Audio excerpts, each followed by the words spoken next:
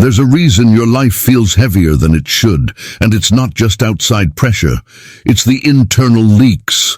Every thought left unchecked, every word spoken without care, every emotion that slips by unnoticed, every purchase made to fill a void.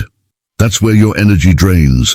Control isn't about tightness, it's about accuracy. Most never learn this, not because they lack ability, but because they never mastered energy conservation. They speak when silence was wiser. They react when they should have paused. They spend for approval and trust every random thought that enters. But a man who masters himself, he's different.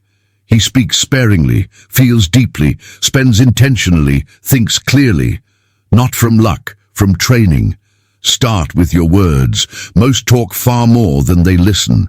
And when they do listen, they're just waiting to reply.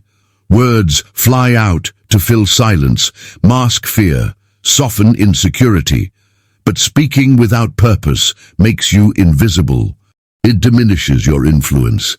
And while you may forget what you said, others remember the slip-up, the excess explanation, the apology you never needed to make. Words are currency. The more you use them, the less they're worth. People of substance speak little, not from lack of thought, but from understanding that less means more. Clarity in speech isn't about approval. It's about truth. One builds respect, the other drowns you in static. And that static distorts perception, how you're seen and even how you see yourself. Noise isn't just sound, it's distraction. It hides your intentions, it confuses your communication, it drains you, it buries the message that matters. When you speak to be liked, you alter your voice for approval, not honesty. Your words become polished performances, your boundaries blur, your message loses edge, and in time, you lose yourself. Socrates once said, "The greatest way to live with honor is to be what we pretend to be, but there is no honor in performing speech. If your voice is shaped to please, it stops being your own." Many of us were taught that being liked means success, that if we're charming, we're safe, but that mindset has a cost. You begin to silence your instincts. You say yes to what you disagree with. You smile through what you should call out. You convince yourself you're keeping peace, but really you're avoiding truth because clarity takes courage. It means standing alone. It means no applause. When you lose clarity in words, your mood often follows. Stress builds from small comments. Retellings feed your anger.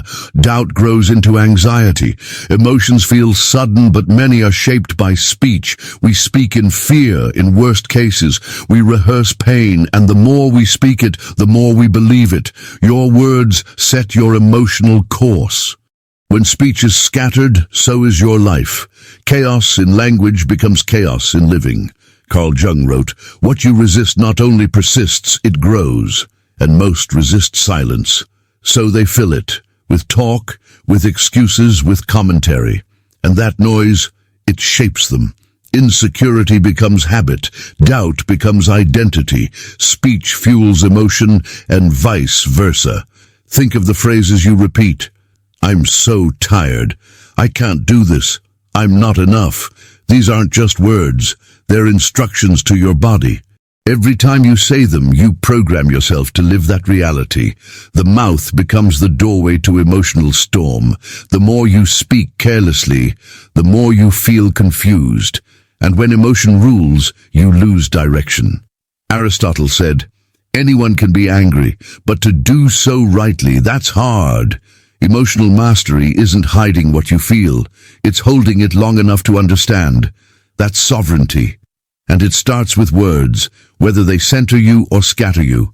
Most people speak freely, not from recklessness, but from ignorance. They never learned the power of silence. We were taught voice, power, but not all thoughts need to be said. Not all feelings need an audience. When you talk without purpose, your words weigh less. Plato said, "Wise men speak because they have something to say, fools because they have to say something." That hits different when you realize most speech isn't about meaning, it's about validation. And in that noise, the true message dies. Discipline is needed here, not as restriction, but as power. Power to pause, to choose presence, to let silence speak for you. When your words are intentional, your emotions stabilize, your decisions sharpen. You no longer chase arguments. You stop rehearsing past mistakes. You no longer speak to win. You speak to serve. The Stoics said, "Endure and abstain." Not to suppress, but to strengthen. Strength to hold firm in chaos. To sit in discomfort without amplifying it, and that quiet, steady presence. People feel it before you ever open your mouth. And when you do finally speak, your words carry weight. That's what it means to master your mood. This is where mastery begins.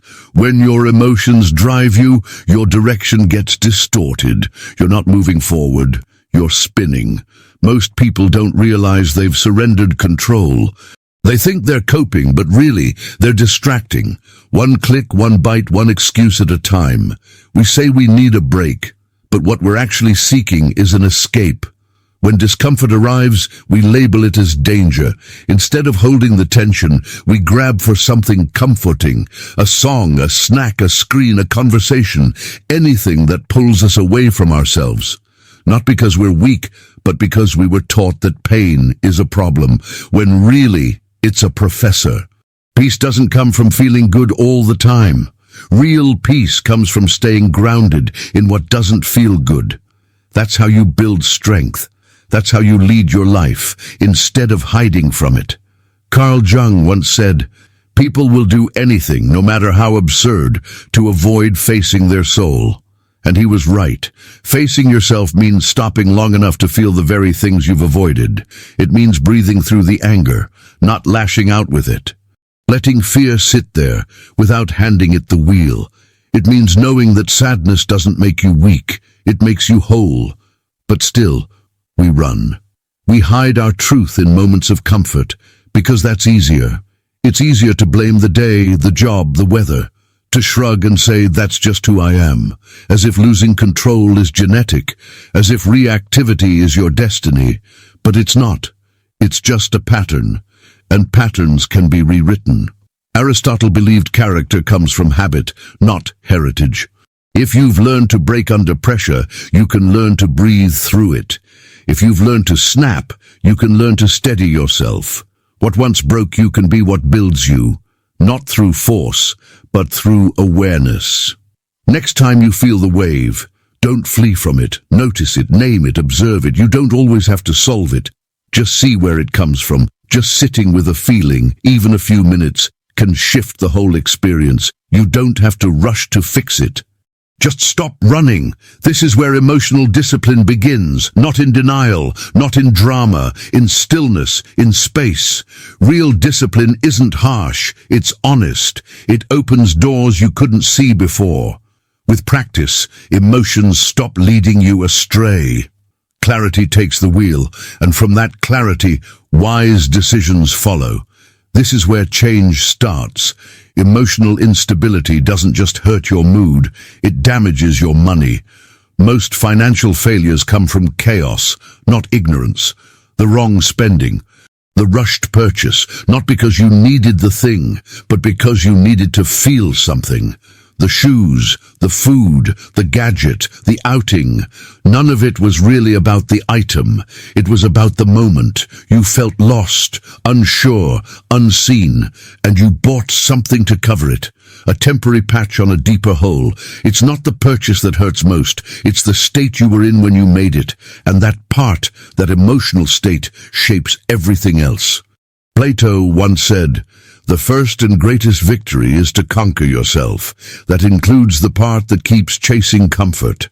When you spend from a place of reactivity, you spend without vision. Fearful people don't invest wisely. Drained people don't save consistently. Lost people don't spend with intention, and the world knows this. The marketing, the urgency, the pop-ups, they're designed for your emotions, not your logic. To poke your fear, to pull at your insecurity, to whisper, "Buy this." Fix that. If you're emotionally ungrounded, you don't spend from desire. You spend from distortion. You call it reward. It's reaction. You call it self-care. It's avoidance. You call it treating yourself, but you're really treating your anxiety. But this cycle, it can end. You can learn to pause before you pay, to breathe before you click, to feel the urge and still choose something different. That's not limitation. That's liberation. That's strength. You don't take back control by removing joy. You do it by choosing joy that serves you, not joy that's a reaction to pain. You start to know the difference between spending that builds your future and spending that escapes your present. You stop looking for glitter to fill your gaps. You stop buying for attention. You stop chasing things to feel enough. And you start investing with peace, with purpose, with presence. Emotional mastery begins when intention replaces impulse. Socrates once said, "The unexamined life is not worth living," but in our age it's the unexamined impulse that wrecks us. One small decision made in a fragile state can send shockwaves, not just through your finances, but through your mindset. It creates a loop. Feel bad, buy something, feel empty, spend, feel restless, consume. You don't have to cut everything out. Just start recognizing what your choices are really solving. Are you building a life or patching a void? No purchase can heal a disconnected soul. The package may arrive, but the void remains. Here's the shift. You can rewire this. Slow down. Listen to what you're really feeling. Put space between the urge and the action. In that space, your power returns, not because you said no, but because you finally stopped fleeing. Socrates warned us about unexamined living, but unexamined impulse. That's a modern plague, especially with money. Every unchecked reaction plants regret. It may not appear right away. Sometimes it shows up as debt, sometimes as dissatisfaction, but it always returns. This isn't about being rigid. It's about being rooted. You don't have to deny yourself, but you must ask, what part of me is reaching for this? Is this building my future, or is it a quick relief from my discomfort? If your inner world is unchanged, the joy of a new item fades fast, and the void stays. But inner work changes things. You spend less from emotion, more from vision. You stop looking to things to complete you. Your spending reflects your values, not your vices. You invest in growth, not escape. You walk into rooms whole. You don't need to perform. That kind of stability can't be bought. It's built through presence, through choice. The world won't promote this. It sells you reactivity. Treat yourself. You deserve this. Buy now. But dopamine comes with debt, that quick buzz. It often brings a long fade. You may not see it in your bank account, but you feel it in your energy and your focus. When spending becomes comfort, addiction brews, not always to drugs, but to behaviors everyone around you is normalizing. Society has glorified reactive spending. Hard day? Shop. Feel unseen, upgrade, tired, restless, spend. Retail therapy feels harmless until it's not. Carl Jung once said, "People don't have ideas, ideas have people." And this idea, that your worth is measured by your purchases, owns many. It controls behavior, fuels comparison, shapes identity. But money, like speech, is power. Most don't use it to build, they use it to be seen, to feel validated, to mask insecurity. Plato said, "The measure of a man is what he does with power, and money is power. How you spend reveals who's in charge, you or your urges. If you spend to build, money is a tool. If you spend to impress, it's a mask." Each transaction tells a story, not just about taste, but about purpose. Are you building or broadcasting? One gives peace, the other is just noise. Sometimes the broadcast is subtle, a luxury item posted online, a dinner you couldn't afford but needed to show, a designer piece for image, not joy. That's not empowerment, it's outsourced identity, using money to say what you can't yet own within. Eventually, the performance ends. The post gets buried, the crowd moves on, and you're left with the same wound, now with a receipt. That's the cost of emotional spending, temporary high, lasting void. Aristotle believed in eudaimonia, a life of purpose and virtue. True happiness, he said, comes not from indulgence, but alignment.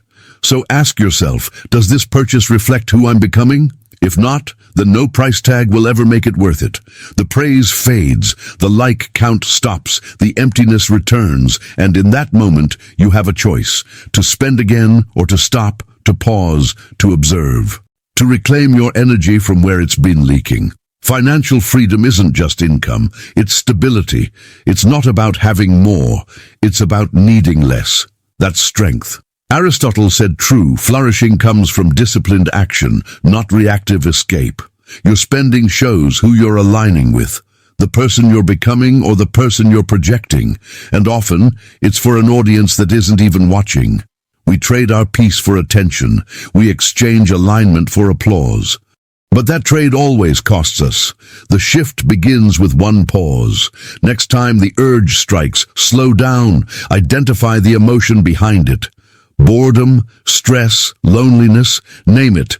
Don't flee, face it, move, write, breathe, create space before swiping. Because sometimes you're not reaching for a product, you're reaching for peace. And peace isn't sold, it's cultivated in awareness, in discipline, in the quiet choice to not follow every impulse. That choice builds something stronger than pleasure, self-respect, not the kind from possessions, the kind from presence. Socrates said, "He who is not contented with what he has will not be contented with what he would like to have." If you're not grounded in who you are, nothing you buy will make you whole. Discipline with money isn't about lack, it's about alignment. Your worth isn't in your outfit, your car, or your posts. It's in how true you stay to your values. Real strength is quiet. It's in the choices no one sees. Each dollar builds something, a future or a facade. You're either planting or spilling, and no amount of shopping will fill a void you haven't already decided to close. True worth can't be bought. It's built in discipline, in stillness, in deciding to stop letting the world spend your energy for you. Each time you choose values over urges, you gain freedom. It's not flashy, but it's life-changing. Beneath everything, your words, your spending, your emotions, lives your mindset. The soil everything grows from. And most people don't guard it. They let any thought plant itself. Fear, fantasy, self-doubt without filter. But your mind isn't a dumpster. It's a command center. If you don't control what enters, you can't control what leaves. Words, choices, habits, all flow from that inner place. And most people never learn this because they confuse loud thinking with clear thinking. A loud thought isn't always a true one, but if you never slow down, you'll never know the difference. Carl Jung warned, until you make the unconscious conscious, it will direct your life and you will call it fate. That's exactly what happens when your mind goes unguarded. You start following fears that aren't yours. You live out patterns you never chose. You act from stories implanted by your past, your culture, your wounds, without ever editing the script. Silence changes this. Not muting the world, meeting yourself, sitting with your mind without believing everything it offers, learning which thoughts serve you and which don't. That stillness, it's the gateway to clarity, but it's not easy. It exposes you, shows you the habits you hid beneath noise, reveals the wounds you smothered in distractions. But that discomfort, that's where true healing starts. Plato said, the first and best victory is to conquer yourself. And that conquest begins in the mind. If you can't sit with your breath without checking your phone, if you need constant feedback to feel calm, you're not free. That's not peace. It's dependence. Freedom begins when you stop reacting to every thought, when you see a pattern before it drags you, when you create enough space between stimulus and response to choose something stronger.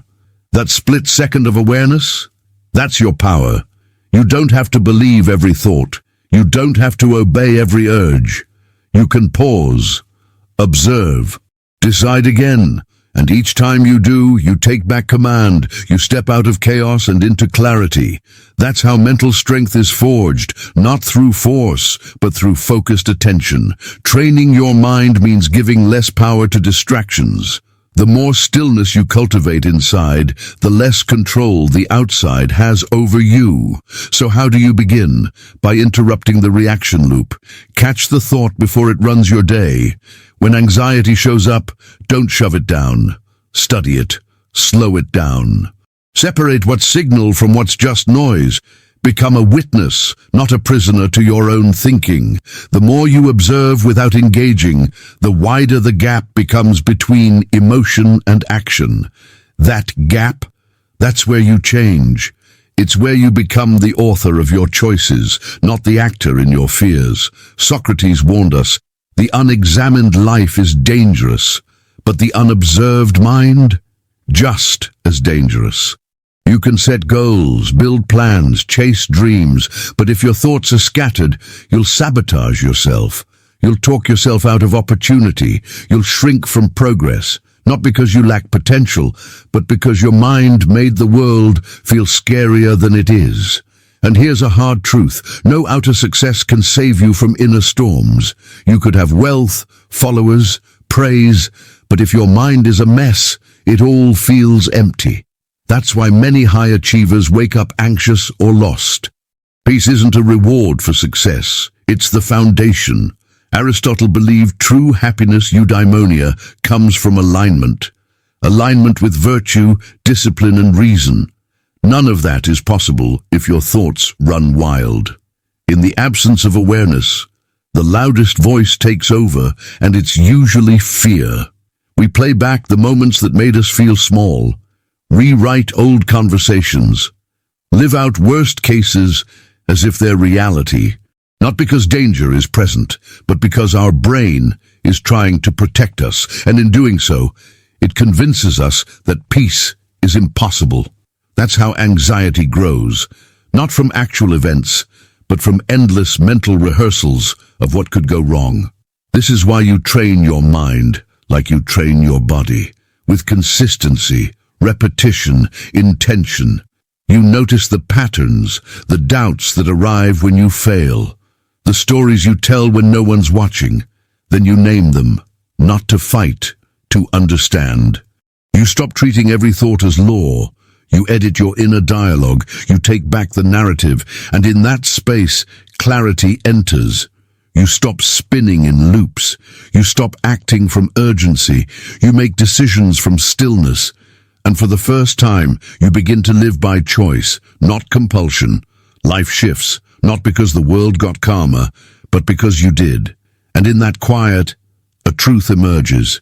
You don't need to control the world. You just need to lead your mind. Once you do that, nothing outside of you can unravel you again. Master your mouth, your mood, your money, and your mind, and the world can no longer drag you out of alignment because you're rooted within. That's the shift, silent but undeniable. When your inner world is steady, the outer one starts to bend in respect.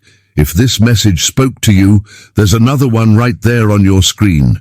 Watch it next. Go deeper. Thank you for being part of Stoic Post, where silence becomes power and clarity replaces chaos.